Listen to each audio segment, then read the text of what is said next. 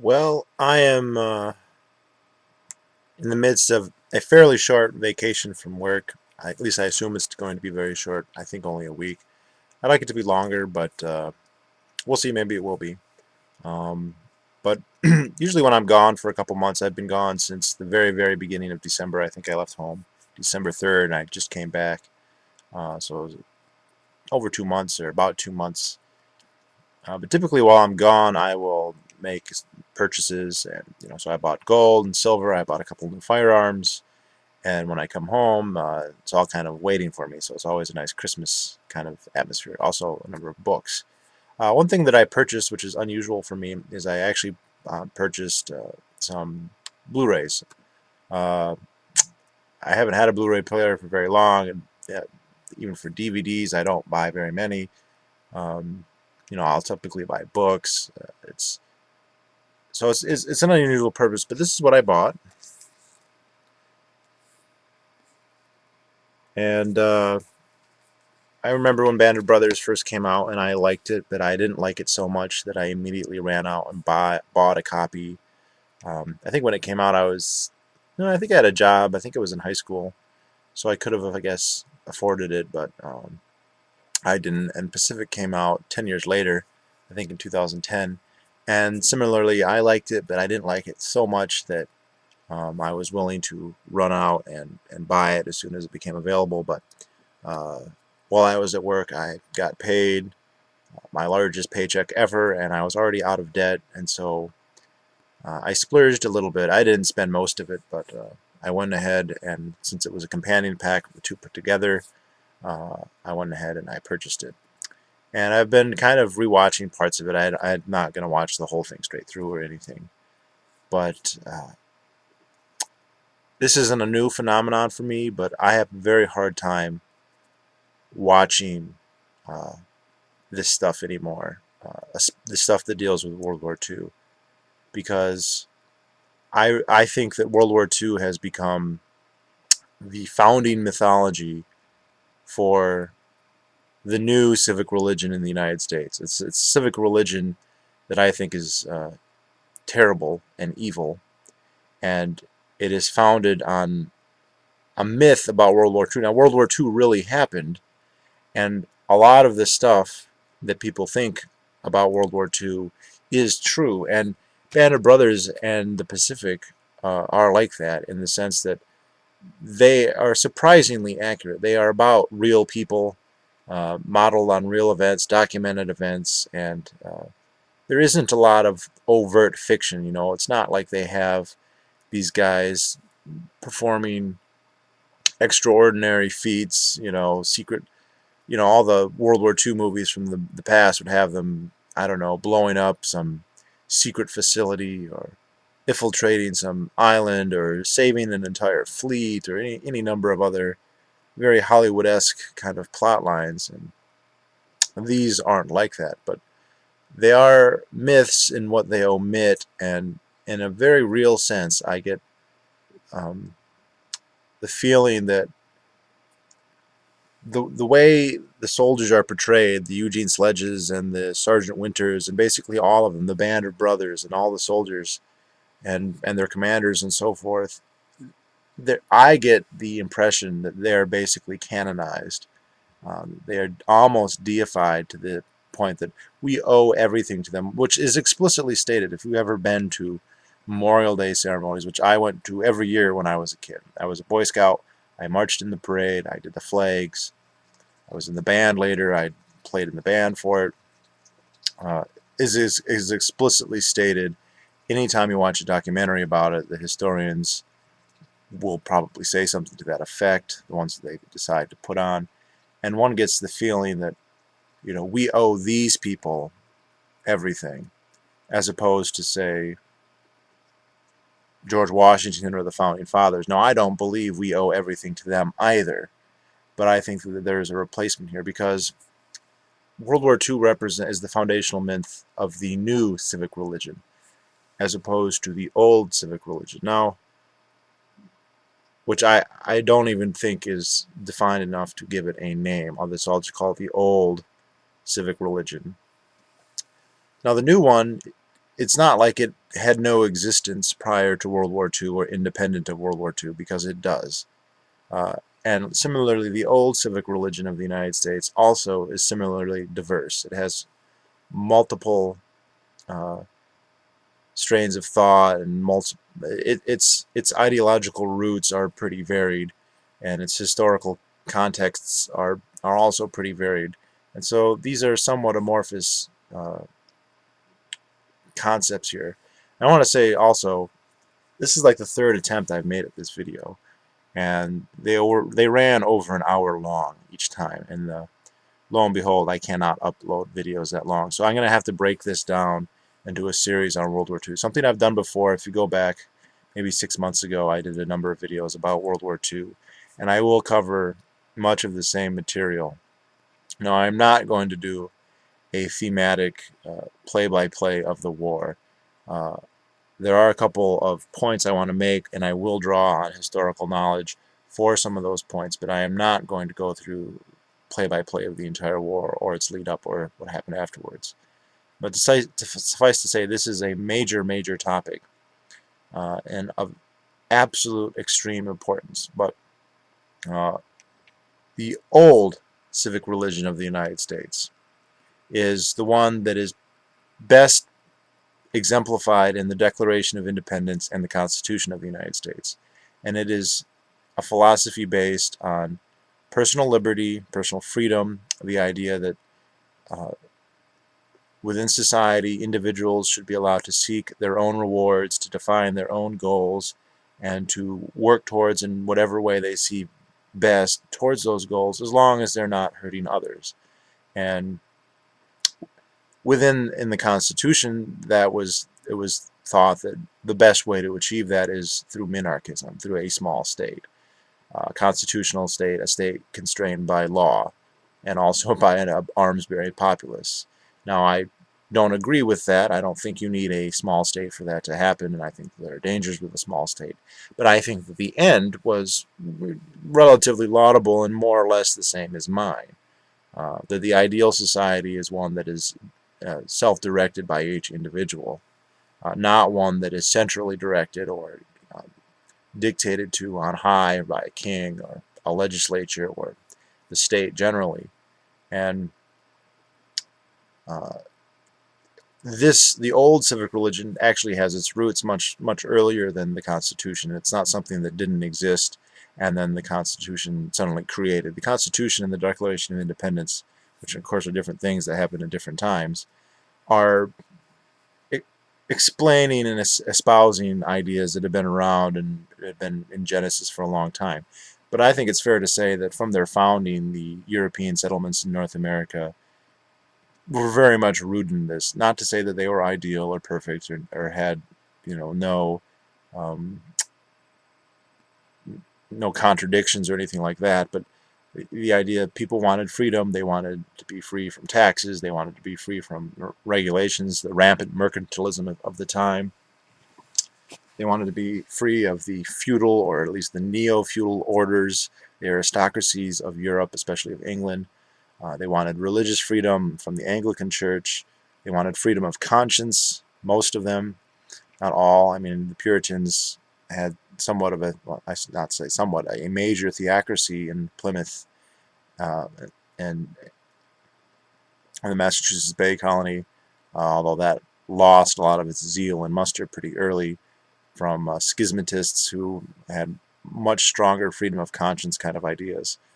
But the idea was the individual should be free, and the role of the state in this philosophy is pretty consistently one of the state is something to be mistrusted. It is something that is dangerous. Of all the institutions of man, it has the most potential for harm, and also has not a great deal that it can do for good. Now, of course, the founding fathers and this philosophy weren't uniform on this, but I think even somebody like Hamilton, who is, more or less the most important big government person in this crowd, he would be a minarchist by today's standards. He would be a radical libertarian by today's standards, probably. And best as I can tell from what I know of him, even, he didn't see a big state or the imperial system that he wanted to put in the United States as the goal. He just thought Well, to help individual liberty on, you want an aggressive state, you want a powerful central state and a central bank and all that. And of course, that's not correct, but he wasn't arguing from the point of view that, well, we want society to serve the interest of some greater good, the state. It was, he wanted personal liberty, he thought it had to go through the state. And then if you look, he's the extreme big government guy. The others went a lot farther in the other direction, towards a much smaller state.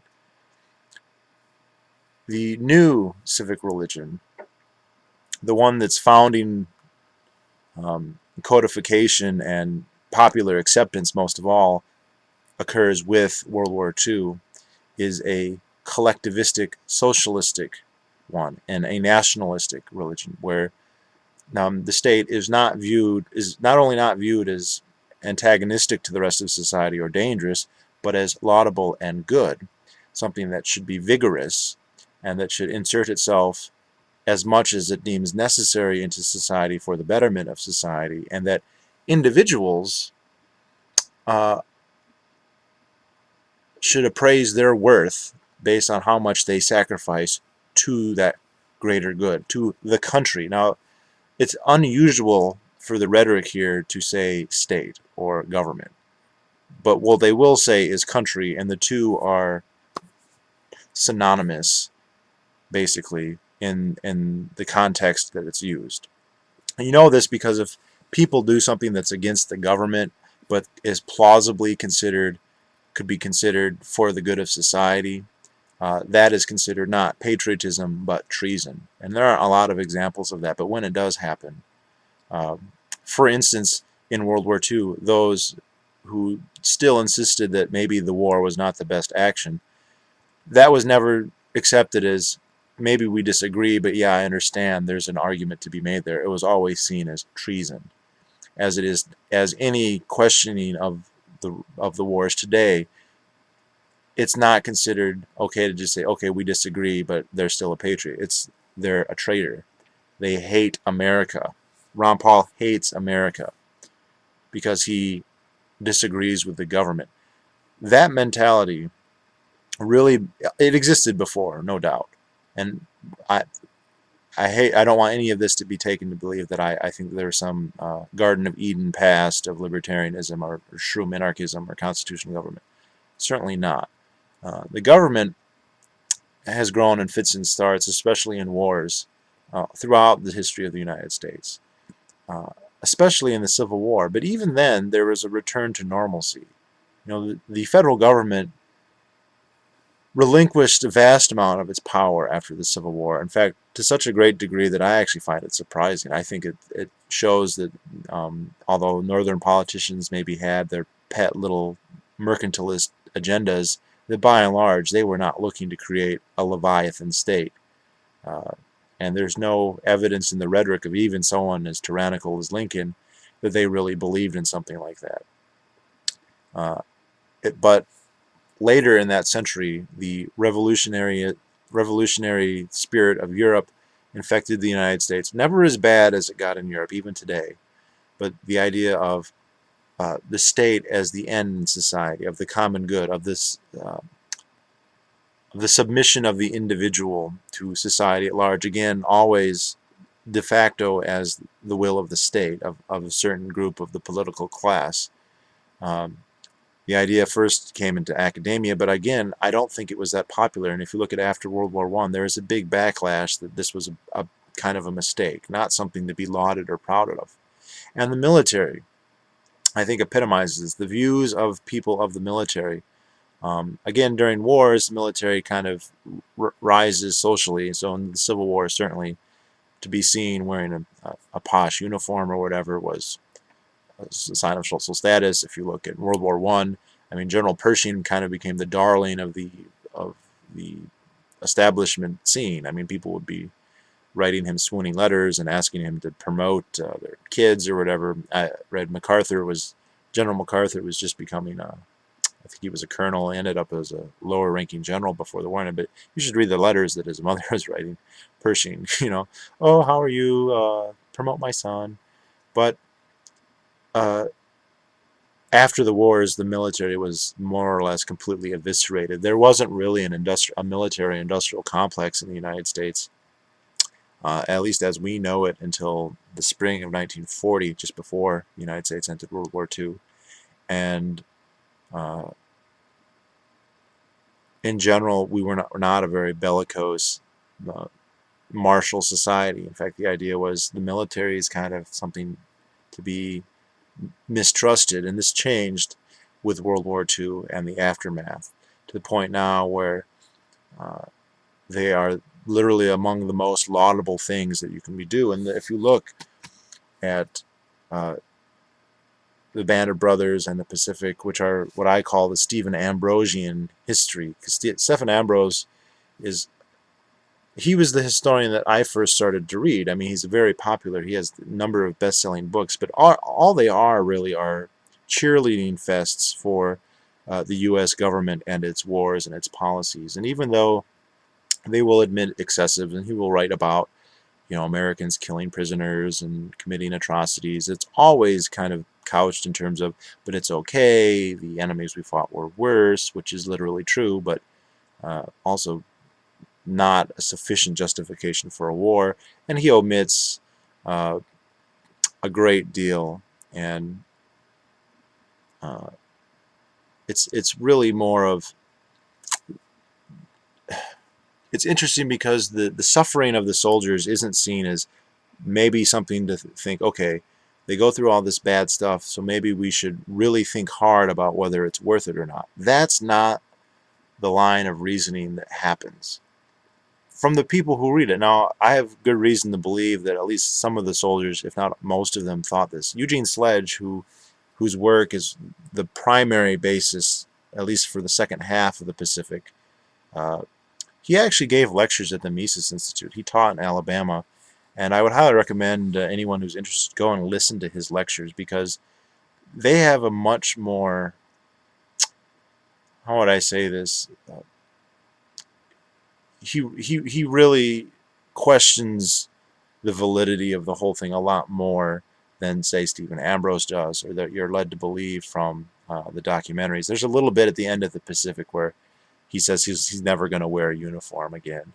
And actually, they show an interview of him, and he says that war is just totally futile. Now, that's actually a pretty strong statement, and if war is indeed so futile, then it should not be considered nearly so laudatory. But rather than look at the suffering of soldiers and the suffering that they induce, by the way, which is actually probably worse, um, the general spin, and that's really what it is, of the horror, is that this is ipso facto, uh, I'm going to say, probably say this from post hoc ergo proctor hoc. The fact that the Germans and the Japanese fought so tenaciously and so brutally in cases, that proves that the war was justified. Uh, this is just flat out silly logic. I mean, if I decide to go and attack my neighbor just for no reason, which is not perfectly analogous to what happened in World War II, but that's not the point I'm trying to make here. If I just go and attack somebody randomly, and in the midst of our combat they fight dirty, they gouge out my eyes, or I don't know, bite my tongue or something, uh, it would be absurd for me to point to their tenacious defense and say, look, this proves that I should have attacked. This is the logic that we hear now. When people say, look at all the bad things the Taliban has done to Americans, the Taliban has done nothing to any American up until America invaded Afghanistan. And the fact that Iraqis in Fallujah or the Taliban in Afghanistan fight Americans, although we might criticize the manner that they do it in, uh, is not justification for our attacking them in the first place. And all of the dastardly things the Japanese soldiers or the German government did uh, to us in our war against them is not proof that our war against them was justified. Now, again, it's not a perfect analogy. I am aware that the Japanese attacked the United States at Pearl Harbor, and I am aware that I think it was 3 days later Hitler declared war on the United States. I'm aware of both of those facts. But the war took on many dimensions beyond that, and there were factors leading to that. And I'm not going to address them in this video, but I will address them in subsequent videos. Uh, there are so many omissions and myths that run into this notion that World War II vindicates an aggressive government in our society, which it does. Michael Moore, his wild card that no Republican anyway is ever going to renounce is, they say the government's bad, the government's bad, and he goes, if the government's so bad, why, how did we win World War II? It wasn't, the government was big in World War II, which is absolutely correct. We have a centrally planned socialist command economy in World War II, and we won a war. Now, that doesn't really prove anything because we were fighting other countries that had socialist, centrally planned command economies. And if two monarchs get in a fight and one monarch beats the other monarch, does that prove that monarchy is the best form of government? No, absolutely not. It's not even a fair test. So if you have the United States, which is a command economy, there was wage and price controls, there was central planning of what was produced, how much was produced, where it was produced, what it was produced for, how much people could work, uh, versus other states that had either as much or more central planning, so actually closer to what Michael Moore might want, and the United States wins, that really is not a test of markets versus central planning at all.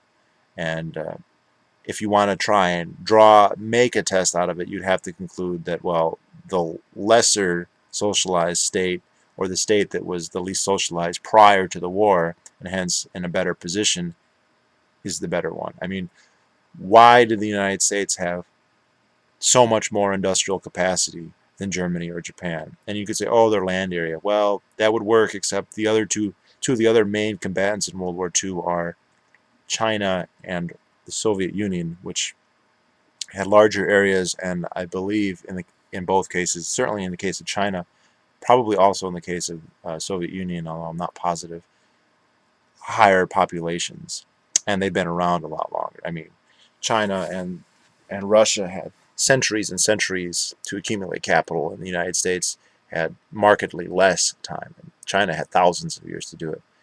Tsarist Russia, if you just want to go back to the foundation of the Romanov dynasty, that would be what, 1609. So it would be about exactly the same, but they'd been around before that, and yet they had nothing anywhere near the industrial capacity of the United States. That's a whole other video right there, but so I'll address that separately. But there's a whole, I mean, another real common myth here is the menace of the enemy is exaggerated. Now, it's not to say the enemy was not evil. Nazi Germany was evil. Imperial Japan was evil. And I don't lose any sleep over those of them who were killed or who had their necks stretched after the war. I do feel remorse for their subjects, literally. I think that you could say there's some culpability there, but it's hard to parry out, who was an enthusiastic supporter of Hitler and who wasn't, who was a begrudging one, and who could just carpet bomb a city or vaporize a city in the case of two Japanese cities. That doesn't come anywhere close to even attempting to reach justice at all. That's just that's mass homicide. That's a terrible crime, actually, which is another.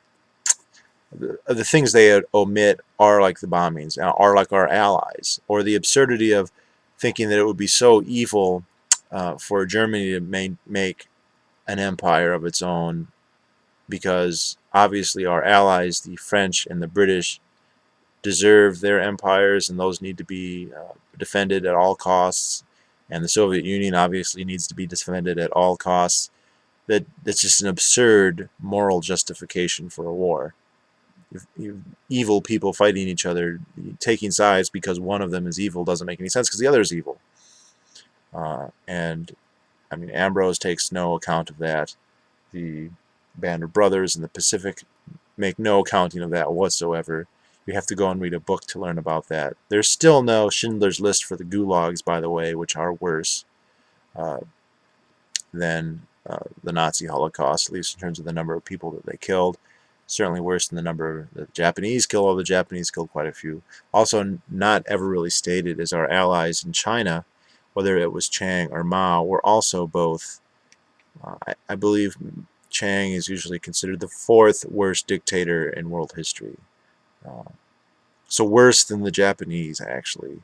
He wasn't as bad as Stalin, Mao, or Hitler, but he was probably fourth. If you want to argue, I guess you could put him at fourth or fifth or sixth or something, but hardly the fighter of freedom deserving uh, of being saved from a war that he likely wouldn't have lost anyway. Japan had been trying to defeat China for a while, and they pretty much couldn't do it, and they kind of knew that they couldn't do it. That's not to say it was literally impossible, but it was not particularly likely. Uh, that's also another video, but uh, it's difficult to address this issue because there's so much emotion wrapped into it, and it's taken that these old veterans, now most of whom are dead, but they're still walking around. I still have a few relatives who fall into that category. It's taken as a personal affront, and that they have, that I should be, rather than second guessing or questioning, I should appreciate their sacrifice. Well, I question the idea that the point of society is to sacrifice to the government. They were not fighting a defensive war, regardless of the attack on Pearl Harbor. There were no battles of World War II that took place in North Carolina or Maine or California. There were two or three battles in basically almost completely uninhabited islands in the Aleutians. The Japanese took a few Aleuts prisoner. Um, that is relatively humane compared to how the U.S. government has treated Native Americans, though. So I'm not sure how riled up I need to be about that.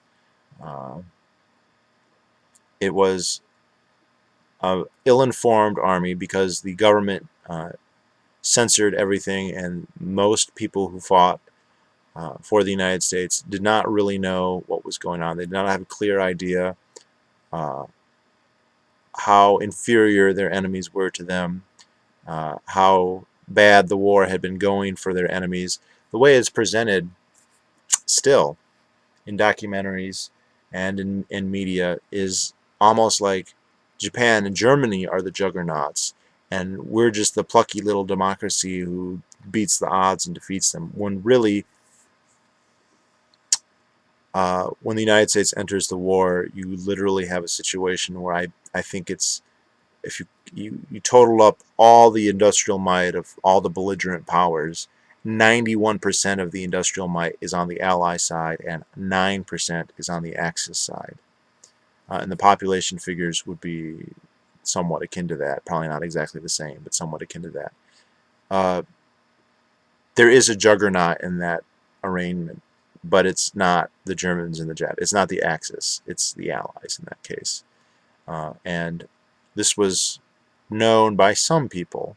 Smedley Butler, who died just before the war started, wrote a little article about to that effect, saying, "Look, there's just the idea that Germany threatens the United States is uh, pure fiction. It's pure fiction." And it may be true that a lot of people who volunteered really thought that it was a threat, but they were wrong. Uh, and it's not just revisionist to say that. And it's also relatively well acknowledged that it's an interesting juxtaposition, because the classical mainstream version of history is, yeah, we had way more industrial might than they did. And yet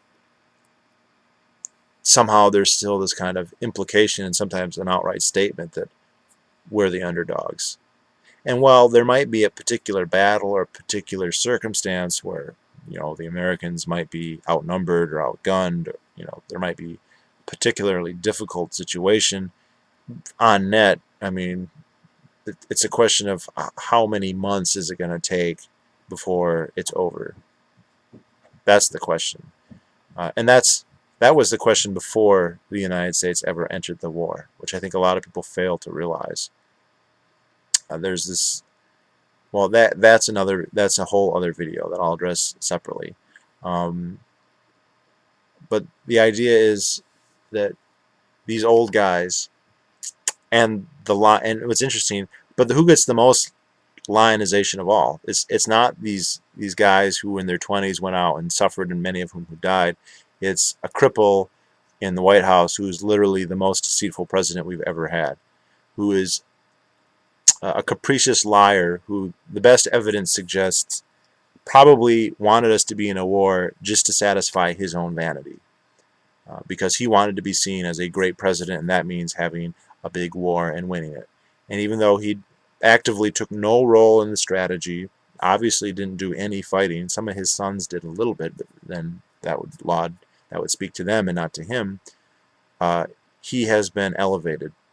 And to go back to the civic religion question, uh, he is his rank among the presidents has topped them all except for Washington and Lincoln. And Lincoln's a separate issue. I don't want to. I'll reference the Civil War a couple times. I don't want to get too bogged down to it, but I think it's a little bit different for the Civil War. But there's no. I mean, this is a president. It's significant because if you look at Washington, the founding president, who had many flaws, uh, how many terms was he elected to office? 2. And he did not seek re-election even though that was legal. And he set a precedent, one based on principle that power should, there should be limits to power. We shouldn't have not just a powerful lifelong executive, but by extension, the government should be limited. But how many terms was FDR elected to? 4. He was dictator for life. I mean, in his 4th term, he was on his deathbed, literally, before he even got elected, and he knew it, which just shows how vain he was. The war effort did not require his life, but he didn't care. He wanted power. And the principle is that he should have it. The limitations to the government shouldn't exist, at least in certain circumstances, in this case of a war that wouldn't have happened for us had it not been for the actions of our government. And that's slightly revisionist, but utterly defensible. Uh, and that this is a president who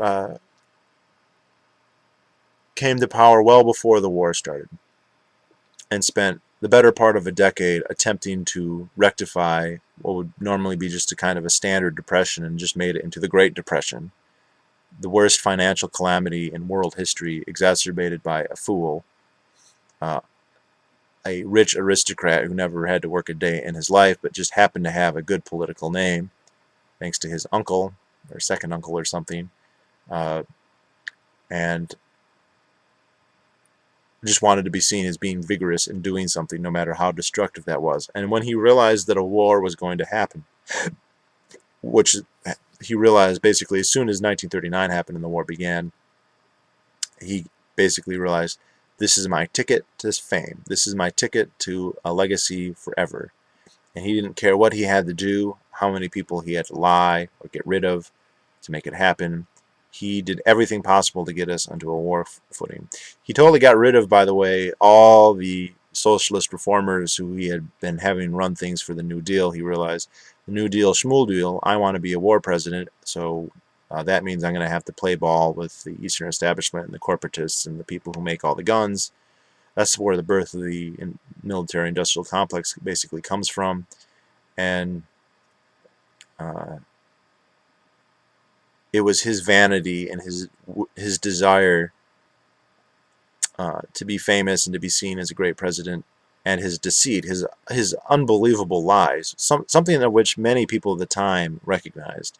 I have actually talked to veterans of World War II about this occasionally, although I don't know any anymore. A few years ago I talked about it. And they would tell me things like they knew people who had pictures of FDR, but they kept them in the shadows. They'd actually literally put them in corners where they would not receive any sunlight, and they would do that on purpose because that's where he belonged, according to them. That he was deceived. I also have heard stories from family members who would refer to things that he did as, quote, Democrat lies. One remembers that there were still partisan politics, and that FDR, despite what the History Channel might say, was not necessarily that popular among Republican circles, although not necessarily for the right reasons. But it's significant that this man rules as a dictator, and he is lauded for it. And you can't laud it's funny because the History Channel will do a show on the presidents, right? Well, cover every one, and then they talk about Washington, and they'll say, "Isn't it great that he wanted to uh, restrict his power, that he voluntarily uh, relinquished power, like in the vein of Cincinnatus from Rome, who's granted a dictatorship, and then he does the job, and then he says, but we shouldn't have dictators, and he gives back the power." And that was a powerful um, ideological, political thought in the founding original civic myth of the United States. And in the same show, when they get to Roosevelt, oh, he isn't he great? He got elected 4 times. He clearly thought his prerogative was to rule as invasively and as long as possible, and he is not condemned for that.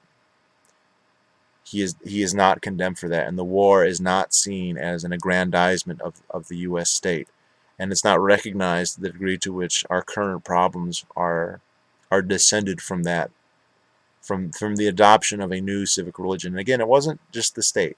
The state always wants more power for itself, or at least that's the tendency. There are exceptions to this, but that's the tendency. But what really changed in World War II is the populace. All of a sudden, uh, it was accepted by a huge number of people, not everybody, but by a huge number of people, that a vigorous state was good. And this is not a new thing in world history. This is a new thing in the United States.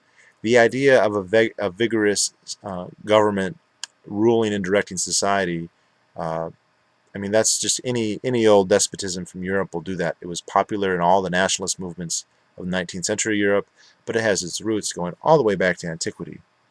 And you can say that the Greeks, the Athenian democracy, which is better known historically as the Athenian Empire, just going around and conquering states. And what did Themistocles say? I can make a great state out of a little city. The laudable thing in antiquity is, this is certainly the case with the Romans, is to have a powerful state, a state with authority, with the fasces, a fascist state, a state that commands men. What the Romans called that imperium. That's where we get imperial, imperious, the idea that you can command others to do uh, your willing. And the Romans liked that. They looked up to that and respected that. They respected Julius Caesar. And they thought that Brutus and them were pussies.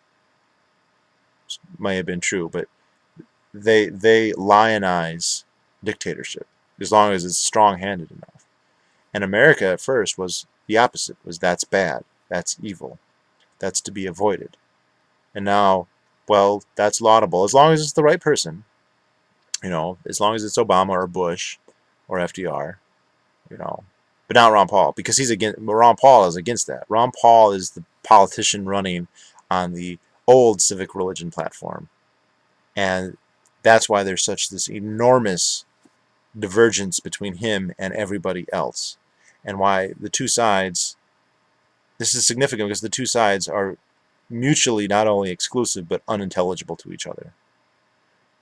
You can't laud Washington for only running twice and then laud FDR. Because if Washington was right to relinquish power, then FDR is a despot. And you have to then laud despotism. And that's actually what is happening. And World War II, and people say, well, but look at all the good, positive emotions. Let's look at a statue of a flag being raised on Mount Suribachi, and that's an argument. And it is. It's a powerful argument. Because it's an emotional one.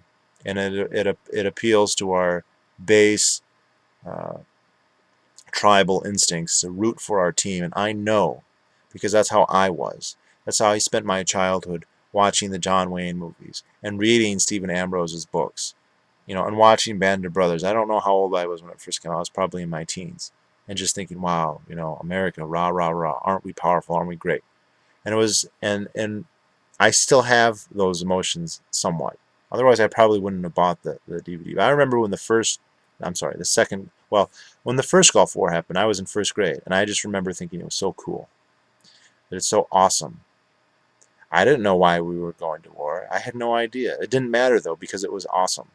And the power of the United States government was not something that I, at that point, realized posed a danger to me, just as much as it posed danger to the Iraqis on the highway of death. It posed a danger to me. Uh, and though I haven't been drone attacked yet, uh, my paycheck has been my whole life. And I've been shackled regulatory, not me directly so much as those I might do business with. And I can't even calculate how much I've been hurt by that. But then I remember when the second Gulf War happened, PG2, the one that's still going on despite appearances. Uh, that was kind of right at the turning point for me because I still wanted to root for the Americans. I still wanted to say, look how awesome our tank is, and look how awesome our aircraft is, and you stupid Iraqis think you're going to win. But I also knew at the time, well, this is kind of bullshit. Like, Saddam is not going to invade the United States. Even if he had the capability to attack us, it would be insane for him to do that. And he might be a butcher, but he's not that. He's not suicidal. Otherwise, he'd just kill himself, right? But World War II is that. It's the John Wayne that we grow up watching, and the grandfathers, and going to the parades where you can't look at them and say they were engaged in, as Eugene Sledge says, a futile act. And it's one thing to do something futile, like, I don't know, trying to put a shoe that's too small on your foot. Oh well, no big deal. But to do something futile that is yet destroys your life and kills millions of people, that is, I mean, tragedy doesn't even start to cover it. And so we need to really seriously reevaluate um, the importance and the role of World War II in our history and our society, and the effect it has on our popular psyche. And uh, it's, I mean, people think we're at a turning point now, but we're always we always are faced with the choice between liberty and slavery and despotism. And World War II was the point when, for millions and millions of people in this country, not everybody, millions and millions of people said, although they didn't think that's what they were saying, said, we choose slavery and despotism.